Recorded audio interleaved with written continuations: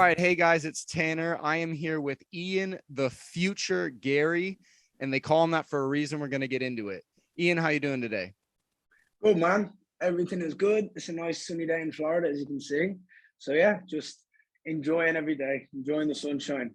Now, before we get started, I got to ask you, do I get some brownie points for having this hanging in the background here? Absolutely. Of course you do. Anyone with an Irish with a tricolor like that, especially with the shamrock on it, I was going to say, 100%. I know it's not officially, the official one because it's got the shamrock on it, but still. I know the shamrock adds a little bit more kind of like pizzazz to it. It's cool. But yeah, the tricolor is beautiful. So yeah, definitely extra brownie points for that one. Well, thank you. So, Ian, they call you the future. We're going to get into that. So you made your UFC debut on, in my opinion, the biggest card of the year last year, UFC 268. Yeah. And you did it in tremendous fashion with a round one knockout over Jordan Williams. It was at Madison Square Garden. A lot of people call it the biggest arena in the US. You've just moved to the US. Explain that moment, just making your UFC debut on that big of a stage and having it be, go that well for you. Yeah, so look, it's the most iconic sporting venue in the world in regards to fighting. Obviously you've got the likes of Camp Nou for football and soccer and and everything that goes on outside of fighting. But when you think of the people that have stepped foot in Madison Square Garden and the history behind like Muhammad Ali and Mayweather's, the Pacquiao's, and it goes on. So I mean, they're just example of like boxing. Then you've got Conor McGregor, you've got Usman, all these guys, people that are creating like legacies and history in all their respective sports. It's like to go into that iconic venue on my UFC debut and have like that red carpet rolled out for me. It's like, right, here you go. Let's give you the biggest card of the year at the most iconic venue like in the world. Go in and do it. And it's like I walked in. I didn't have the best opening 2 minutes of my career, but a security guard said to me when I went back to Dublin after my fight, we came home and a security guard came up to me and was like, bro, congrats, man. Unbelievable performance. And I have the same conversation I'm having with you now. I said, I didn't like the first 2 minutes. He said, bro, who gives a fuck?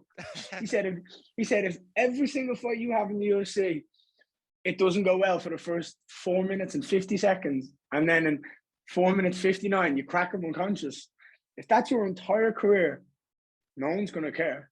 Yeah, like no one's gonna look back and say that you didn't do well.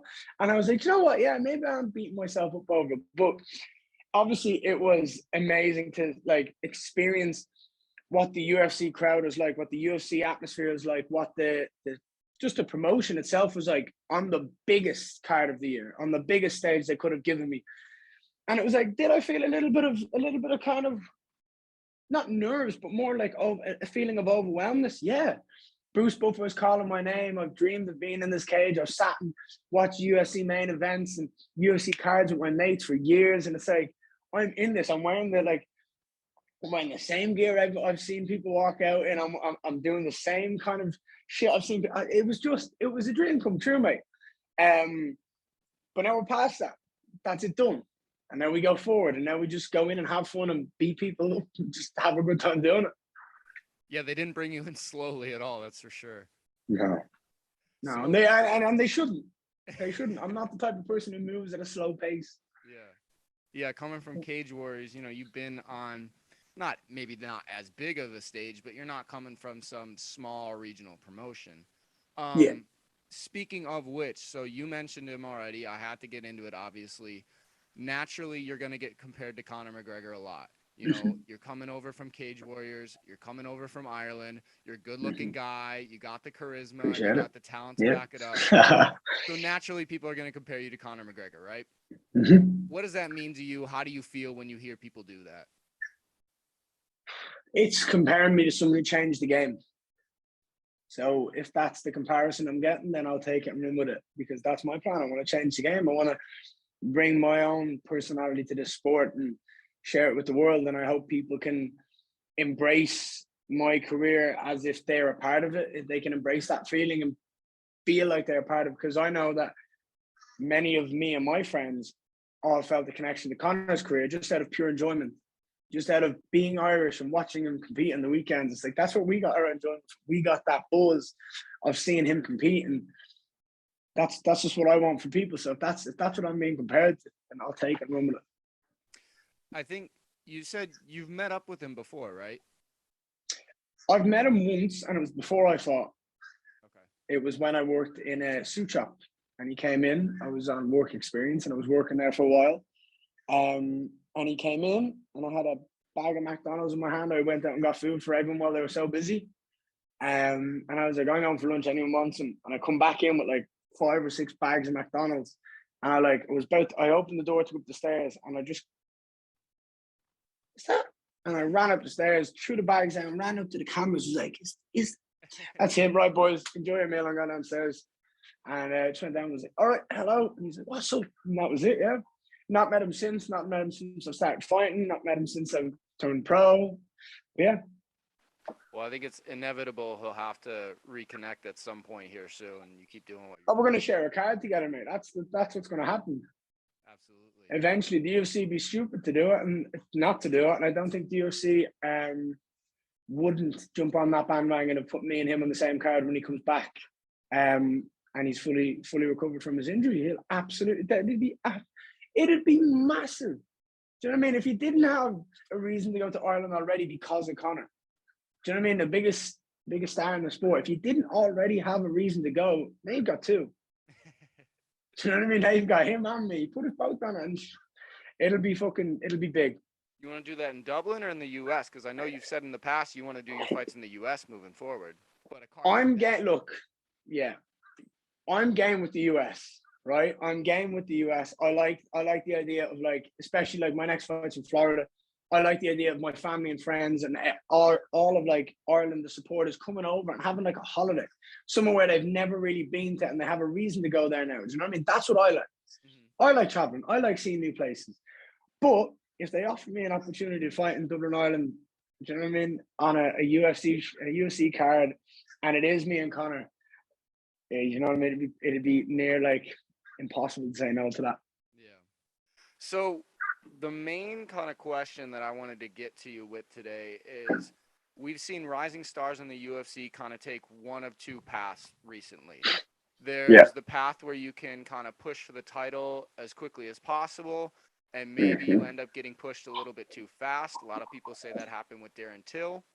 Or there's the route you could go, I call it the Sean O'Malley route, where you take your time, you take some fights, you don't rush to get in the rankings, but you build up your superstardom and you build your name.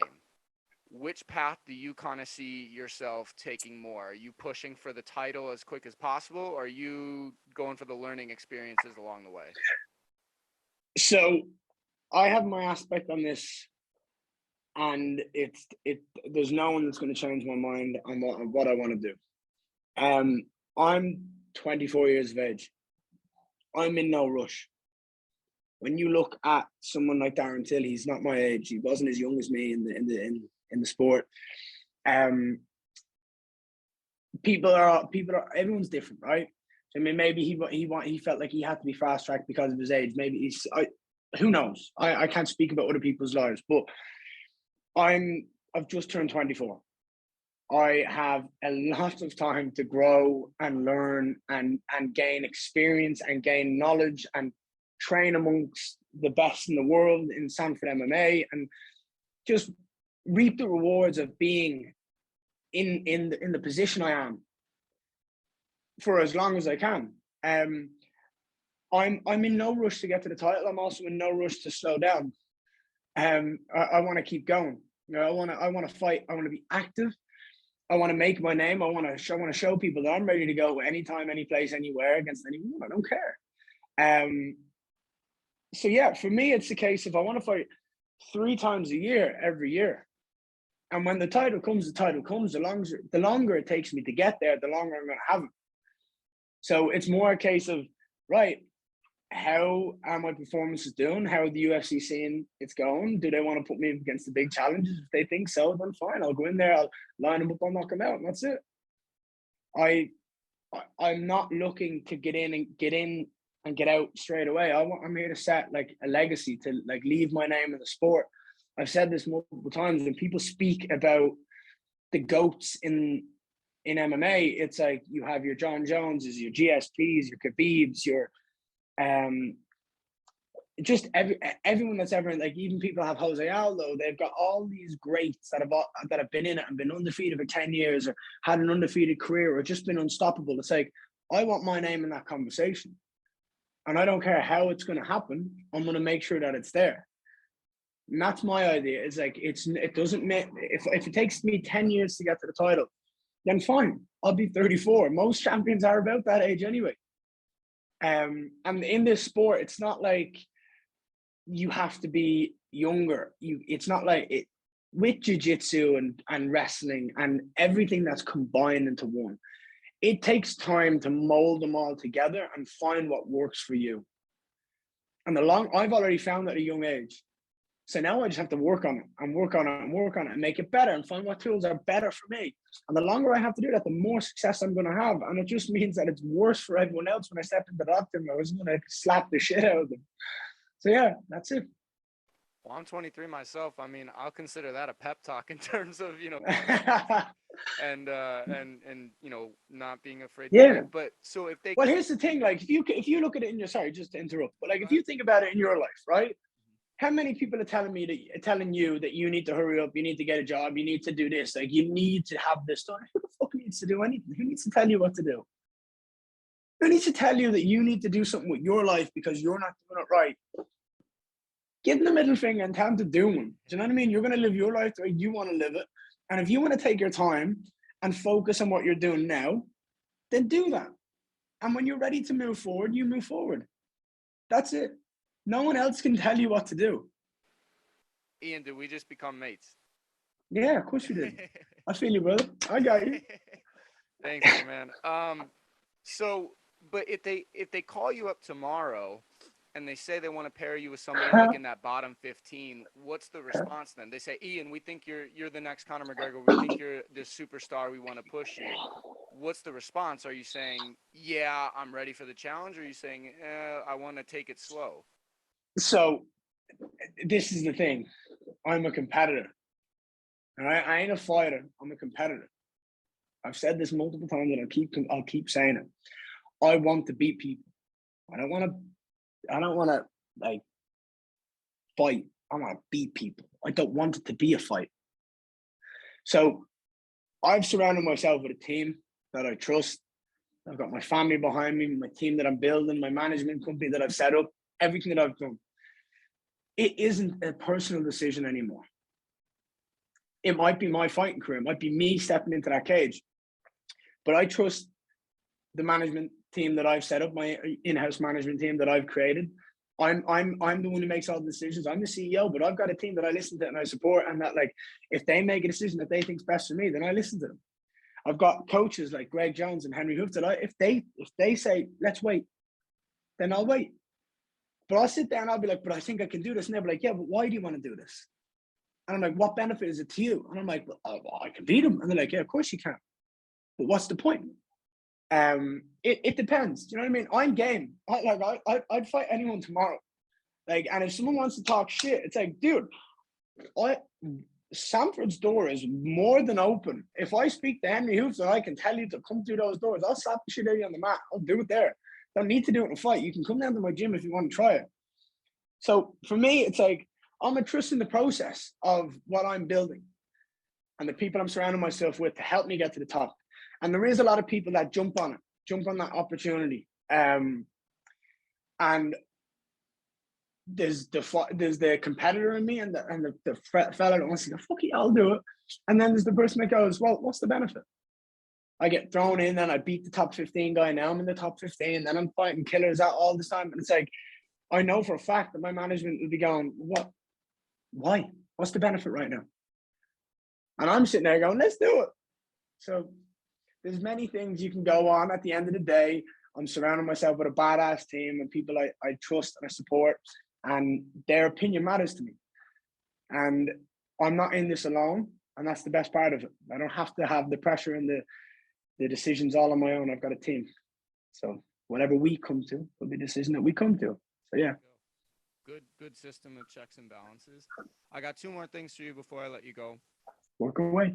First is, I know you've talked a lot about it in the past, but tell me just a little bit about the decision to leave Ireland and come over to the U.S. You're based in Florida now. What went into that decision, and how are things going for you? Obviously, they're going pretty well so far, but Yeah. I mean, yeah. Let's start off with everything is as good as it could possibly be. Um, the decision wasn't a hard decision. It was something that was been playing on my mind for a while. In regards to needing like needing bigger and better partners in training, and you need to get beat up at practice a lot sometimes because you need to go through that grind. And that just wasn't happening at home. Um, and then obviously I went in, I won the world title, got signed to the UFC, and it was kind of like, right, let's go, let's just do this. It makes no sense to stay here anymore. It's not beneficial.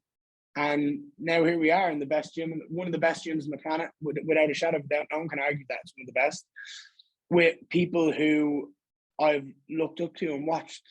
The likes of like Vincente Luque and Gilbert Burns are just two unbelievable talents. There's so many more people that fucking are in that gym that I can name. But when I sat down and I looked at Tapology and I went through the list of the names of the fighters in each gyms, it was like, I'm not going to go anywhere that isn't Sanford unless I've tried Sanford. Went to Sanford, fell in love with it, met the coaches, just got on with them. And it was like, I'm here now. This is it. I'm based in Florida. I love the Florida weather. It's not even sunny today and it's beautiful. Do you know what I mean? It's a bit cloudy. Normally it's just bright blues. You see the palm trees in the back. It's like, how can I not like love this? I've completely leveled up in every single way possible. So I mean, new, bigger, better gym, new, bigger, better promotion. It's a bigger, stronger, better version of me that I'm just excited to share with the world, and the learning and the growth that I'm going to have in the next couple of years is going to be sensational. And people are just going to fucking sit back, relax, and enjoy my performances because they're going to be shows. there you go. I had to drive home in the snow in Chicago last night, so Yeah, say that was lovely. Yeah. all right. Well, So, do you know what? I'd like to sit here and say I feel the same way, but I don't. I don't know what you're talking about. It's beautiful here. I know. I mean, look at your setup compared to my setup. It's pretty nice. So last thing I got for you here is you're scheduled for UFC 273 in April against Darian Weeks. What can you tell fans about this fight, and why should people be tuning in to see Ian, the future Garry? I was just going to tell them that I'm going to be fighting. Yeah, you answered that. I'm fighting. Every time I fight, I show up. I'm going to show up. I knock people out. Do you know what I mean? And whatever they try to do, I stop it. He can try win whatever way he thinks he can try win. At the end of the day, I win. And it's all I've done in my career, and it's all I will continue to do. Is to beat people up, have a good time doing it, make sure I'm still pretty at the end of the day. So I'm going to go in looking as good as I come out. And I put it on shows. You know what I mean? The way I rock the mic, I get on, I talk the talk, I walk the walk, I have a good time doing it, and I like to spread my joy. I like people to feel that contagious energy that I have. So yeah, tune in.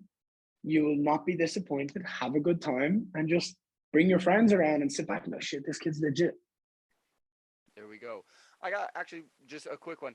At Far away. what point do you drop the future as your nickname? What's the milestone that you get to where you're no longer the future, you're the present? When I'm done. You always When I'm the done. future. Future's inevitable, mate. It's inevitable. So you can't stop what's inevitable. Ian Garry, you are inevitable, sir.